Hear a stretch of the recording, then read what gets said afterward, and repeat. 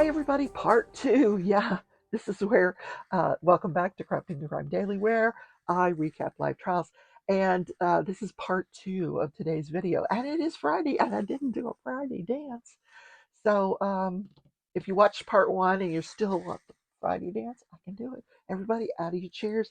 This is where once a week, us crafters, we even have stuff on our phone that tells us you need to stand up. Stand up. Stretch. Come on, stretch. We're going to do some slow dancing today. Yep. Working out all those crafting muscles. Yep. And my snacking muscles. Okay. So this is part two. This is the part one. I talked about what happened in the Kowalski case, the deposition or the testimony of Sally Smith, the Child Protective Team investigator. So here's a link to part one if you missed it, because I do two videos today. So this is part two, where I'm going to talk about the opening statements in the Charles Adelson case.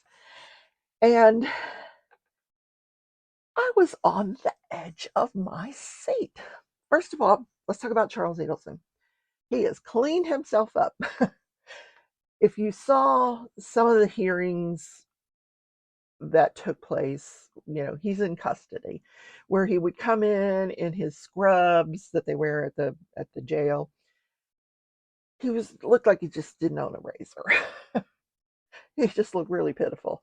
Well, somebody brought him a razor, and he's all clean shaven now, and look, he's not a bad looking guy. He really isn't. Oh, I just saw my kitty. She's over there sleeping. Hey, bitch. Down to sleep on top of the yarn. Okay, so opening statements. The woman that gave the opening statements, she was co-counsel in the second trial, the Catherine Magbanua trial. So she has participated in the trial before, but she didn't give the opening in the last two trials. Georgia did, the state attorney. But Georgia's there. She's there. Kappelman, Georgia Kappelman. So this woman, and I forget her name, I'm so sorry. And just as an aside, she needs a sandwich. I mean, I'm just telling you, somebody, if you're in Tallahassee and you're near the courthouse, get this girl a sandwich, because Lordy, she didn't look like she weighed more than 80 pounds soaking wet. Bless her heart. So, but she did a really good job, her opening. She said everything I said to you in my video on Monday, where I was previewing this trial, almost word for word.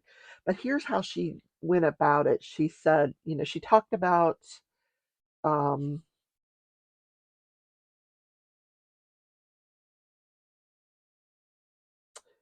how she talked about the murder, how it happened, that these guys followed him, pulled into the driveway behind him, got out of the car and shot him. The whole thing that I went over on Monday. If you want to hear that, there's a link to that deposition. I keep saying deposition. There's a link to that show. You can click on it, save it to watch later, and then watch it later. But basically, she goes over how the murder happens. She talks about how, Dan Markel was married to Wendy Adelson. They went through a very contentious divorce.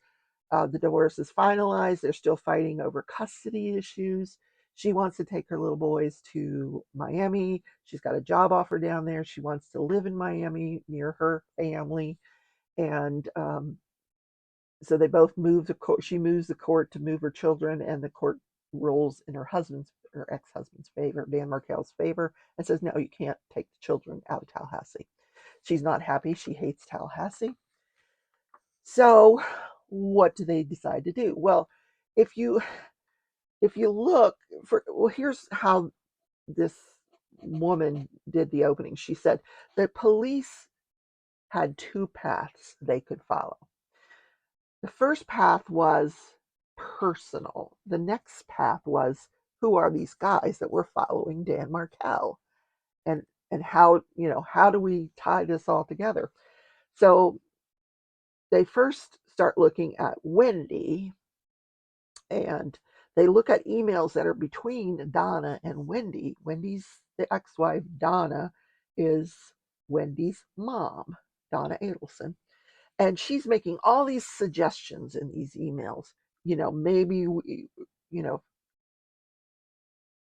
maybe you could do this to him, and maybe you could do that to him. Tell him you're going to raise him Catholic, or just all these weird things to bully him into letting her take those kids down to Miami.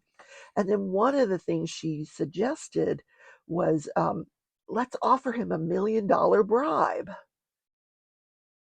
to, we'll give him $1 million. We'll tell him it's just to help him out. He can move down to South Florida, get a place to live. He can commute to Tallahassee for his job. And let me tell you, getting anywhere in Florida to Tallahassee is a pain in the ass. Tallahassee's a very small airport, very small, and it's very expensive to go from anywhere in Florida flying into Tallahassee. It's just easier to drive and way cheaper, way cheaper. So commuting is not for him to commute from South Florida to Tallahassee would just be ridiculous. But anyway, this is all in emails between Wendy and Donna, who are unindicted co-conspirators. That's how they're referred to. They need to indict them. Anyway, she talks about how this was a very highly emotionally charged situation. They were going through a very messy custody dispute.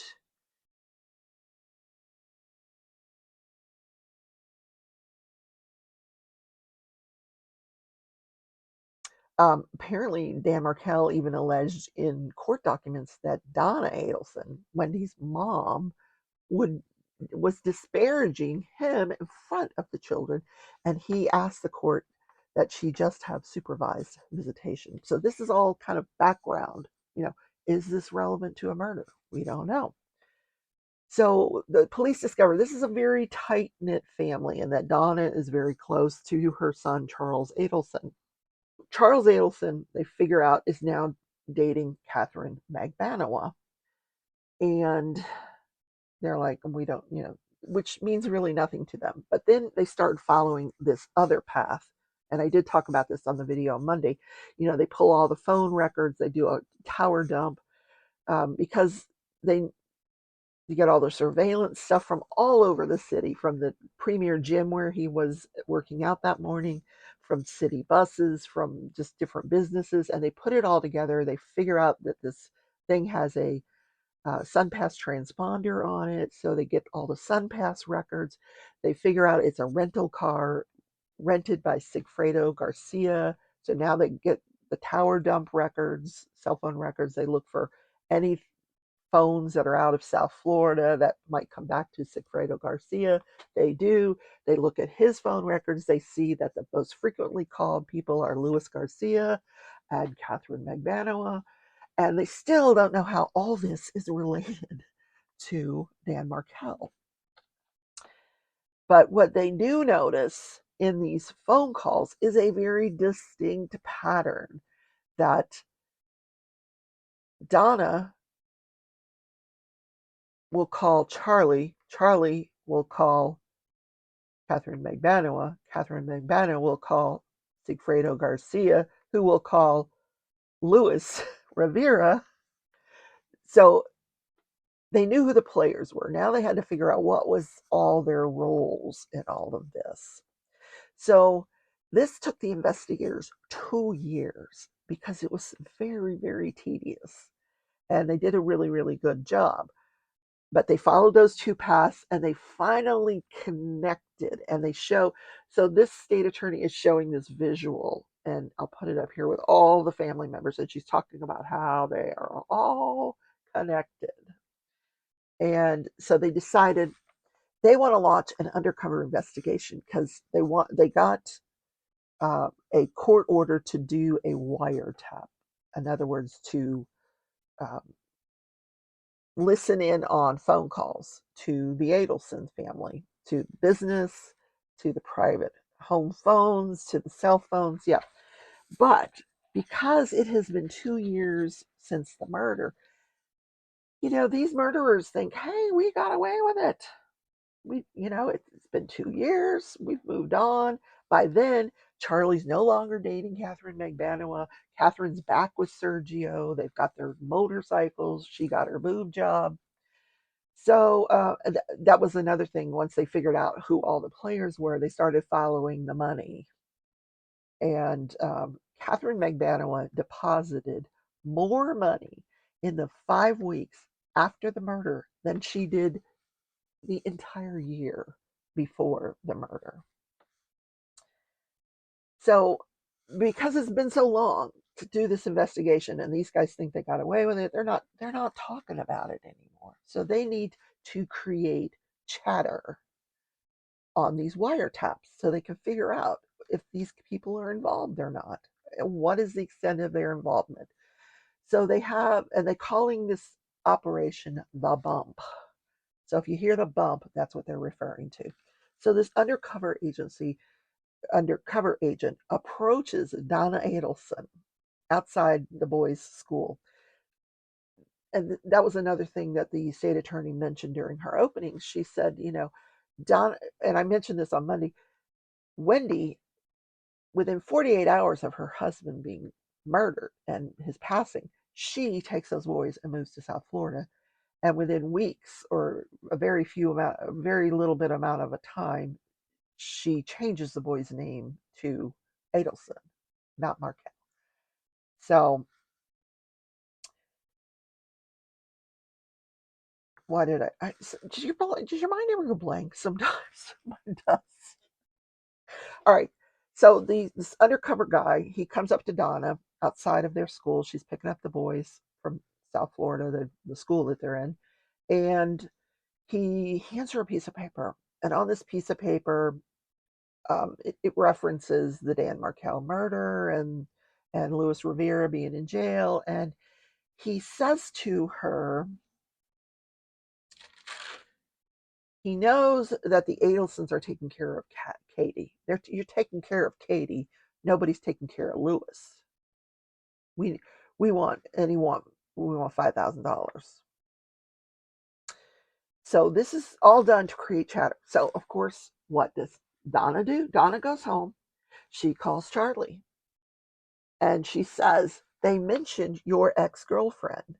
She doesn't ever say what the ex-girlfriend's name is. Now, we're talking 2 years. Now, Charlie has had several ex-girlfriends within that 2 years, including Katie.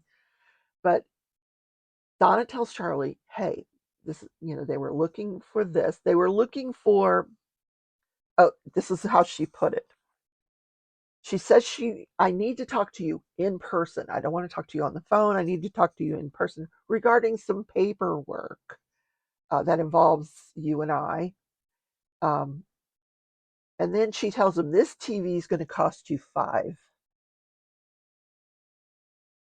Now, TV is often used as a reference here because he made this joke. Apparently, he made this joke to Wendy one time. He bought her a television and he said, it's your divorce present. It was cheaper than hiring a hitman. So now we've got Donna, as a result of the bump, she goes home, she calls Charlie, tells him, this TV is going to cost you $5,000. So I'm assuming they get together. But in any case, Charles, the periodontist, the brother, calls Katie. Now remember, Donna didn't say which ex-girlfriend, but he knew what she was talking about. So he calls Katie. And he tells her what his mom had said. And they agree to meet at a restaurant called Dolce Vita. Katie calls Sigfredo. Yeah, it's so funny. Anyway, so they go to Dolce Vita, which is this nightclub, and there are undercover officers there that are recording what is being said at their table. Now, initially, nobody, because this is a very crowded restaurant, there's a lot of noise, and it wasn't until 2022, right before Catherine's second trial, that they were able to stumble upon this FBI agent that had the technology to get rid of all that background noise, and then they could actually hear what was being said at that table. And that's when they finally arrested Charles Adelson, after they learned what was said at that table. And we're going to hear that testimony.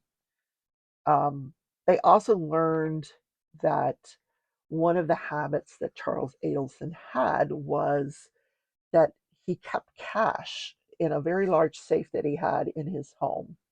And he kept it in $100 bills and stacks of thousands that he would staple together.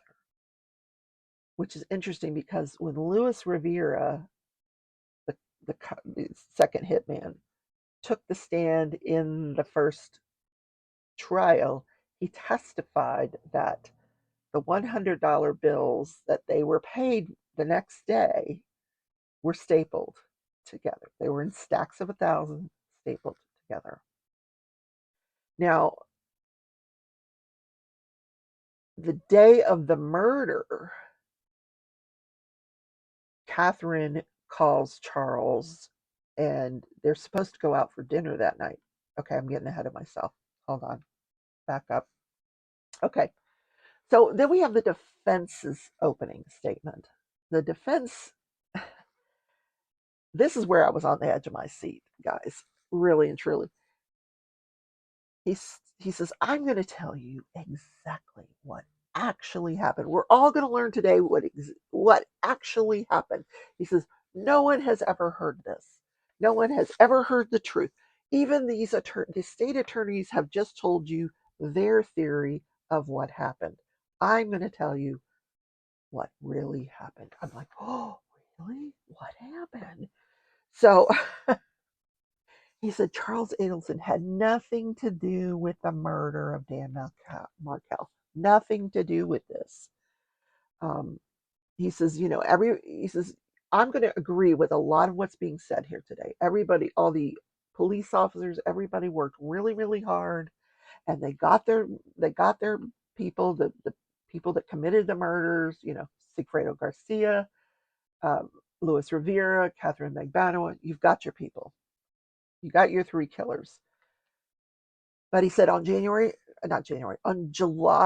18th, 2014, that's the day of the murder, 2 crimes were committed. The murder of Dan Markel and another crime. And I'm like, oh, what? What other crime? Well, and then he says, but first, he's going to talk to you about his client and everything that happened. But I'm like, no, tell me. What's the other crime? So at this point, I get up and I go to walk the dog, and I'm listening while I'm walking the dog. What's the other crime? What's the other crime? He's telling me all this stuff I already know. So he doesn't get to the other crime for like 20 minutes. So he talks about how Sigfredo Garcia hated Charlie Adelson. So why in the world would he commit murder for him? So, in fact, he says on July 1st, Sigfredo Garcia called Charles Adelson and threatened him. Now, I'm thinking, really? You're going to have evidence of that? I want to see that. He said, Catherine McBanama is the mastermind, not Charles. It was Catherine. He says, my client likes to talk. He talks a lot and he repeats himself a lot.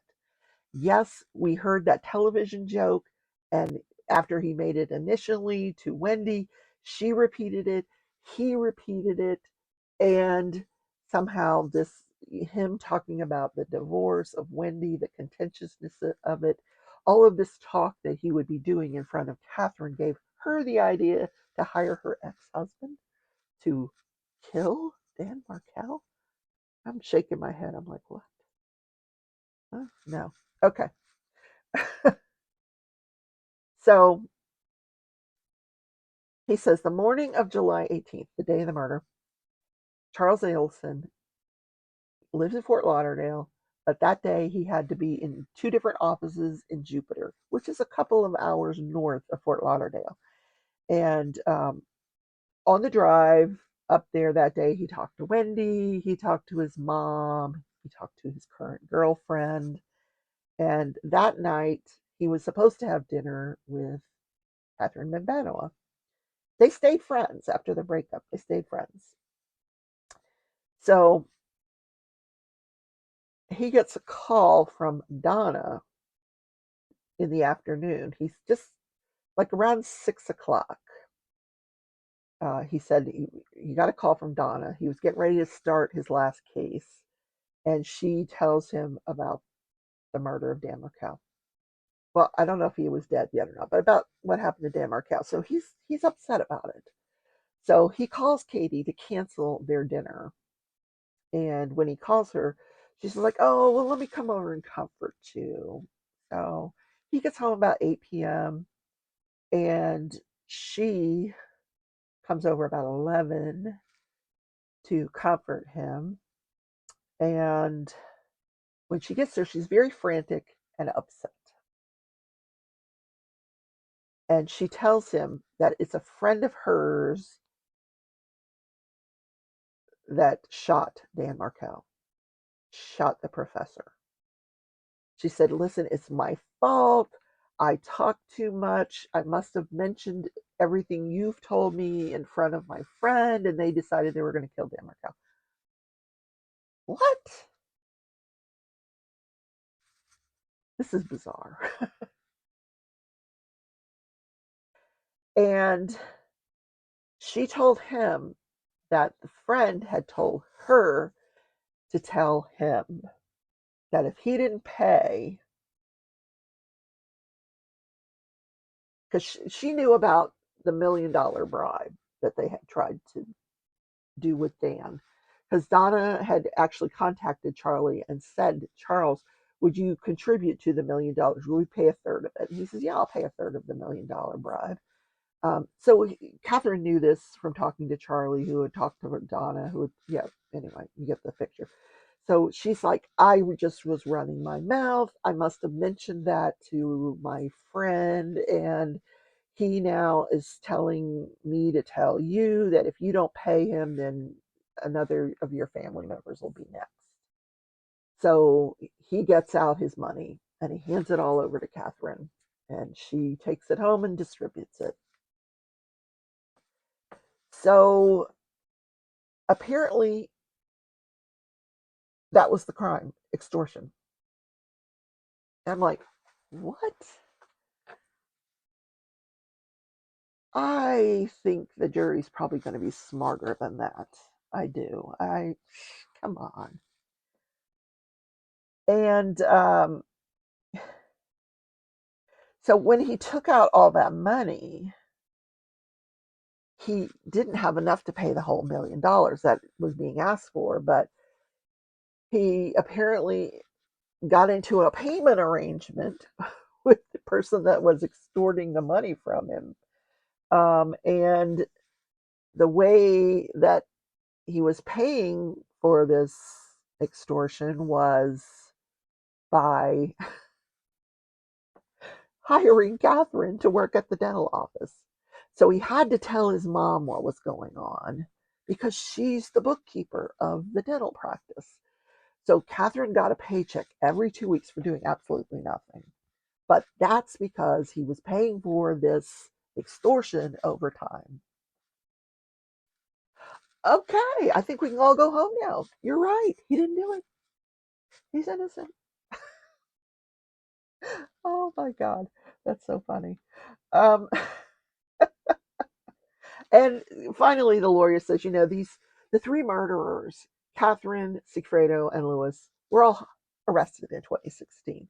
He says, there hasn't been anything learned in this case that wasn't already known in 2016, yet his client wasn't arrested until 2022, a week before Catherine Magdano's trial. So he said the evidence is exactly the same as it was in 2016. Why not arrest Charles then? Interesting, huh? I can't wait to hear all this evidence that this defense lawyer says he's going to put on the stand to prove this extortion of his client. Here's what I'm. Is Catherine going to go along with all this? Yeah, I don't know. I don't know. We already know that there's only two people on the defense witness list, and neither of them could imagine are going to testify to anything that he said during his opening. So how he's going to get all this in, that's beyond me. That's beyond me. So I didn't get to listen to any of the testimony from yesterday. I understand that Wendy took the stand. So that's my job for today. I'm going to listen to the testimony of Wendy Adelson. And there will be a Saturday edition. Sorry that there were two shows today. Sometimes you get no shows on Friday. Sometimes you get two when there's a lot to talk about. And there is so much more to talk about today that I can't even get into. There's stuff going on in the Kohlberger case. There's stuff going on in the Richard Allen, the Delphi murder cases. I will try to get you all of that for Monday. We'll just try to do like a update, huge update on Monday of all these other cases for you as well. So have a great weekend, everybody. I'm going to be um, live on Sunday at 11 a.m., where we're going to uh, wrap up my Halloween event with DP Addiction Adventures. And we're going to give out some grand prizes, and we're going to chit chat, drink some coffee, talk about our works in progress. So I will see you then. Have a great day, everybody. Don't forget to subscribe. I don't charge you for subscribing. You can also become a member to support the channel and hit that thumbs up. That's the most important. That thumbs up right there. Yep. Bye, everybody.